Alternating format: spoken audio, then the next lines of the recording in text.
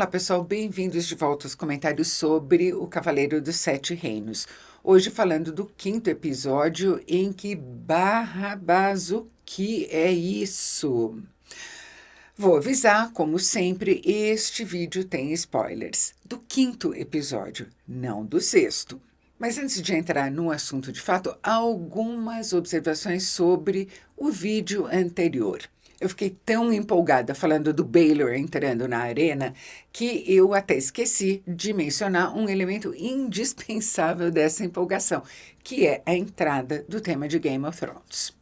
Aliás, eu vou deixar na descrição deste vídeo o link para um vídeo incrível em que alguns guitarristas feríssimas, como Nuno Bettencourt, que é o meu preferido ali entre todos, se juntam ao Ramin Djawadi para tocar o tema de Game of Thrones. Mas eu discordo completamente de quem achou que o episódio 4 e 5 seriam um só que foi dividido ao meio.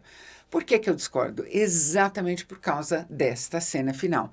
Não é muitas vezes na vida que roteiristas, diretores e showrunners têm a chance de encerrar um episódio de maneira tão épica e de um jeito tão fenomenal quanto esse aqui. Com o quarto, quero dizer, né? Com o Dunk metendo a espora no cavalo e pá, corte seco. Se eles continuassem a partir daí, pusessem qualquer coisa depois disso, o efeito estaria perdido. Sem falar que vocês viram como o episódio 5 começa. Nada a ver emendar uma coisa com a outra. São 2 episódios separados e sempre foram. Vou fazer aqui também uma consideração, muitas pessoas mencionaram isso, sobre a motivação do Baelor em compor os 7 combatentes ao lado do Dunk. Alguns disseram que eu era ingênua em atribuir a decisão dele a caráter, porque essa teria sido uma saída política. Evidente que é uma saída política. Mas o caráter, ou frequentemente a falta dele, né, informa a visão política de quem está no poder. Se o Baelor fosse um déspota, o primeiro instinto dele seria o de esmagar qualquer dissensão ou revolta popular, pelo que o Aerion fez com o Dunk, por força bruta, que aliás está sob o controle dele, e é o que algumas pessoas notoriamente estão fazendo por aí nesse momento.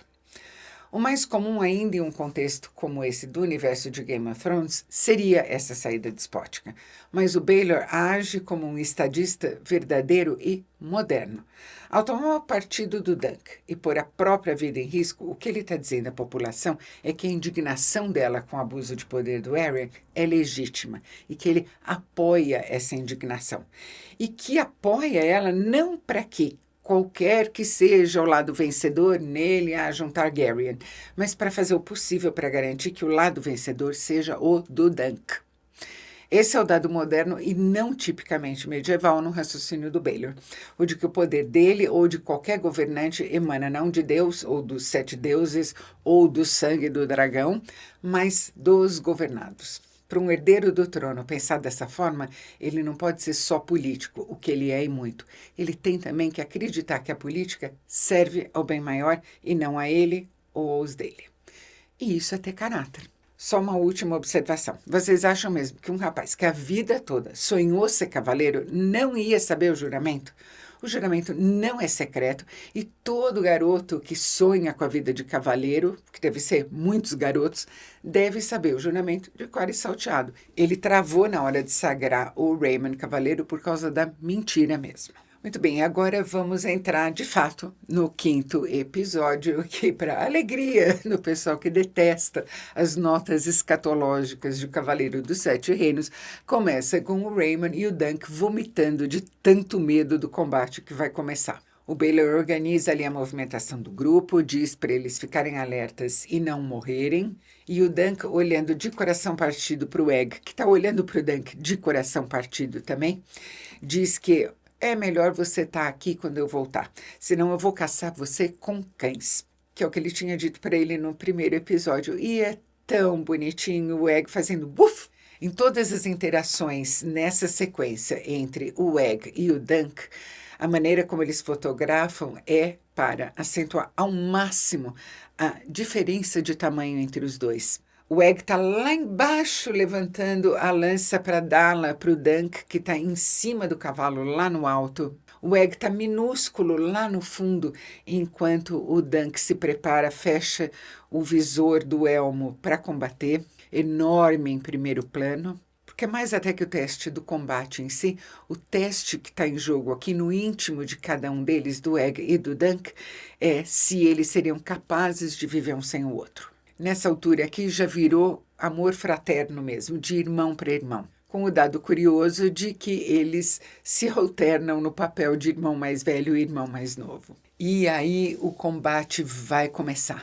E a gente está super perto do rosto do Dunk, fechado pelo visor, só vendo os olhos dele. E ele está tão apavorado com o que vem pela frente que ele trava. Trava e na hora que ele destrava e começa a andar, é uma catracada. Aquela lança enfiada na barriga dele, o que aquilo deve ter doído. E coitado, é catracada atrás de catracada. O Aaron com aquela massa batendo na cabeça dele, caramba! E na hora que ele cai inconsciente com a cara na lama, corta e vamos para o flashback, para o Dunk, adolescente, junto com a amiga dele, a Rafe, recolhendo espólios depois de uma batalha. A batalha final da rebelião do Daemon.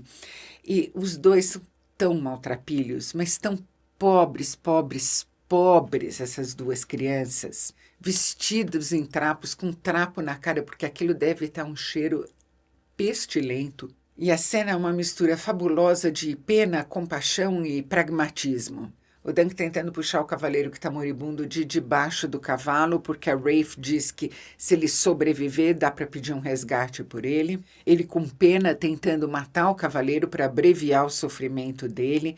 Os dois recolhendo ali tudo que podem. É uma vida muito dura.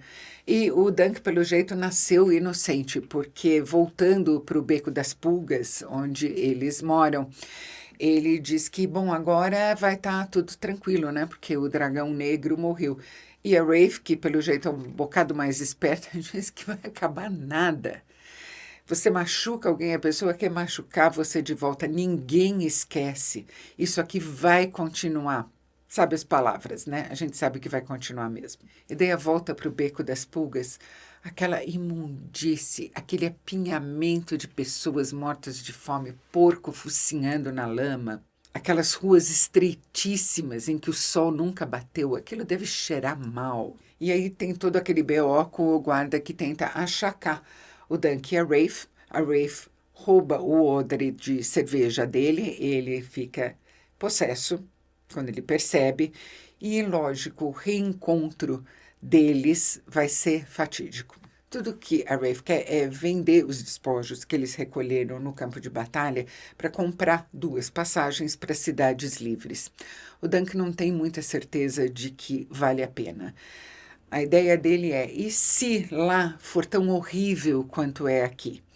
Ela diz, a gente vai para outro lugar. E ele fala, e se esse outro lugar for horrível também? E se isso aqui for o melhor que a gente jamais vai ter? No caso da Rafe é mesmo, porque a vingança do guarda corrupto termina com ela por ali. A gente já viu bastante do Beco das Pulgas, principalmente em Game of Thrones, e a gente sabe a sordidez do que é aquilo. Mas a diferença em O Cavaleiro dos Sete Reinos é sempre isso, é sempre mostrar as coisas não do ponto de vista de alguém poderoso que está entrando naquele ambiente, mas sim seguir, acompanhar e viver junto com as pessoas que são as pessoas comuns, as pessoas pobres, as pessoas desprivilegiadas desses 7 reinos. E o fato é que, mantendo uma tradição histórica bem anterior à Idade Média e bem posterior a ela também, vindo até o mundo contemporâneo, a vida dessas pessoas não vale nada. E essa conclusão mesmo que o Dunk chega depois de se despedir para sempre da Rafe e de ser salvo de tão mesmo fim que ela pelo Sir Arlan, que estava ali numa bodega, trêbado, mas viu a confusão toda e matou de maneira brutal os 2 guardas. O Dunk se recolhe naquele porão cheio de ratos em que ele e a Rafe moravam, está lá acabrunhado e pensando o que tem agora para ele na vida.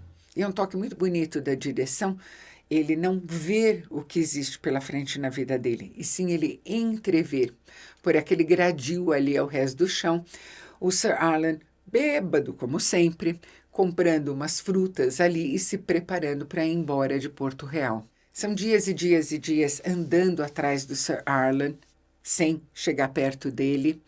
E o Sir Arlen cavalgando, cavalgando, cavalgando, sempre bêbado, bêbado, bêbado, e gritando, falando coisas desconexas. Numa dessas paradas, lógico, o Dunk vai experimentar pela primeira vez o sonho do que seria ser um cavaleiro. Sir Arlen está dormindo, bêbado, e o Dunk pega a espada, sente o peso dela na mão, acaricia a cabeça dos cavalos, quase põe um elmo na cabeça. Eu acho que aí ele está fisgado. Mas são tantos dias andando, tanto frio, tanta fome, que ele está doente e, a certa altura, ele desmaia no caminho do Sir Arlen, que diz, levante-se. E é isso que faz ele se levantar no campo de combate, na arena, ali, com a cabeça enfiada na lama para continuar a luta dele com o Arion. Gente, eu não falei das armaduras até agora, das armaduras dos cavaleiros e dos cavalos, mas que design fabuloso! Elas são ao mesmo tempo lindas, aterrorizantes, super impressionantes. E a violência do combate é assustadora. Tão bem filmada essa sequência. Imaginem assim, eu acho que isso tá para o combate corpo a corpo numa arena como a Batalha dos Bastardos está para a guerra entre exércitos. É um exemplo de como driblar o campo menor da tela da TV para tornar um combate tão impressionante como se ele estivesse na tela imensa de um cinema, por meio dos enquadramentos, dos movimentos de câmera e da montagem.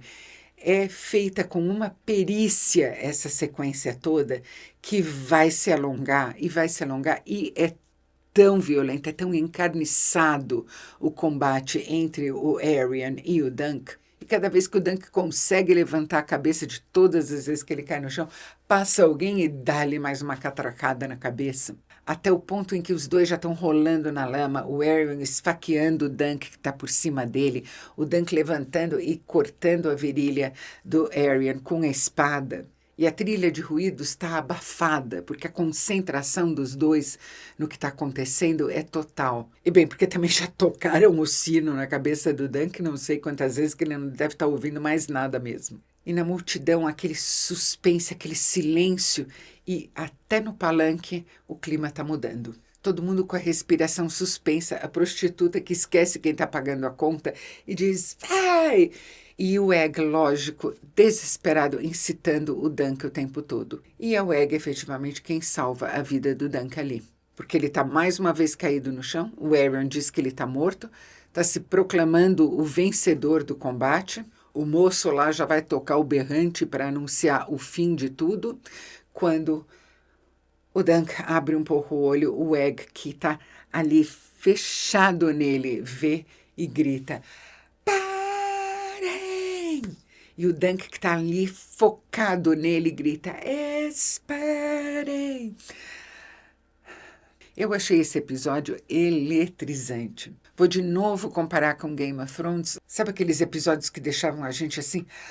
Essa é a série. Para mim, este quinto episódio aqui está à altura de um desses, em versão menor, mas nem por isso menos excitante. E que vingança maravilhosa o Dunk, depois de dar mais um monte de solapadas ali no Arion, arrastar ele pelo pé na lama, botar ele de frente para o palanque e obrigar ele a dizer que ele retira as acusações. Mas é lógico, no universo do George R. R. Martin, nenhuma alegria dura para sempre. Na verdade, quase não dura. O Raymond e o ferreiro estão ali cuidando dos ferimentos, dos inúmeros ferimentos do Dunk, que está quase morto. O ferreiro diz, a gente vai despejar óleo quente nos ferimentos. E entra o Baylor dizendo, óleo não, vinho quente, o óleo vai matá-lo.